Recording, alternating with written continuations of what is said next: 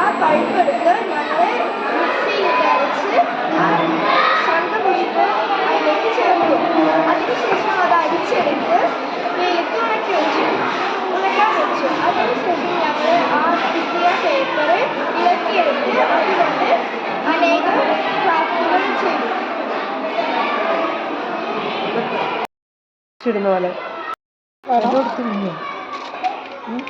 നാളത്തേക്കാണോ?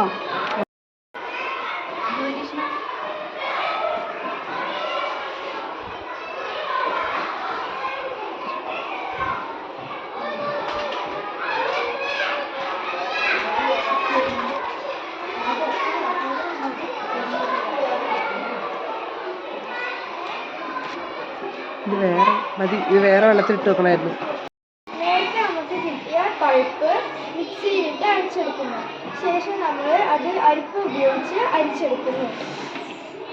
ഈ അരിച്ചെടുത്ത അരിപ്പയെ കുറച്ച് വെയിലത്ത് വെച്ച് ഉണക്കി അപ്പോൾ ഈ അരിപ്പയുടെ മുകളിൽ ഒരു പേപ്പർ ലെയർ ഉണ്ടാകുന്നു. ആ പേപ്പർ ലെയർ നമുക്ക് ഒരു പേപ്പർ ക്രാഫ്റ്റ് ഉപയോഗിക്കാം.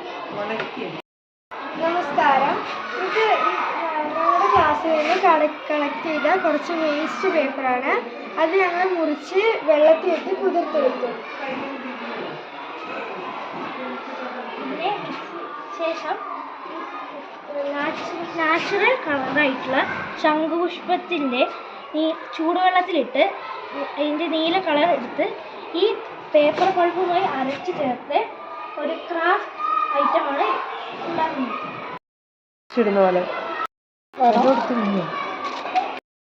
നമസ്കാരം. ഇത് ഞങ്ങളുടെ ക്ലാസ്സിൽ നിന്ന് കളക്ട് ചെയ്ത കുറച്ച് വേസ്റ്റ് പേപ്പറാണ്. അത് ഞങ്ങൾ മുറിച്ച് നേരത്തെ നമുക്ക് കിട്ടിയ പഴുപ്പ് മിക്സിയിലിട്ട് അരിച്ചെടുക്കുന്നു. ശേഷം നമ്മൾ അത് അരിപ്പ് ഉപയോഗിച്ച് അരിച്ചെടുക്കുന്നു. ഈ അരിച്ചെടുത്ത അരിപ്പയെ കുറച്ച് വെയിലത്ത് വെച്ച് ഉണക്കി അപ്പോൾ ഈ അരിപ്പയുടെ മുകളിൽ ഒരു പേപ്പർ ലെയർ ഉണ്ടാകുന്നു. ആ പേപ്പർ ലെയർ നമുക്ക് ഒരു പേപ്പർ ക്രാഫ്റ്റ് ഉപയോഗിക്കാം.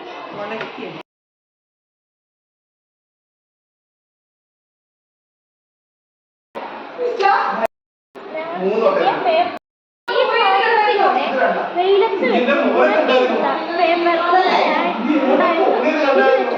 പലതരത്തിലുള്ള ക്രാഫ്റ്റുകൾ നമ്മുടെ ക്ലാസ്സുകളിലെ വേസ്റ്റ് ഉണ്ടാക്കിയ ഒരു മനോഹരമായ പൂവാണ്.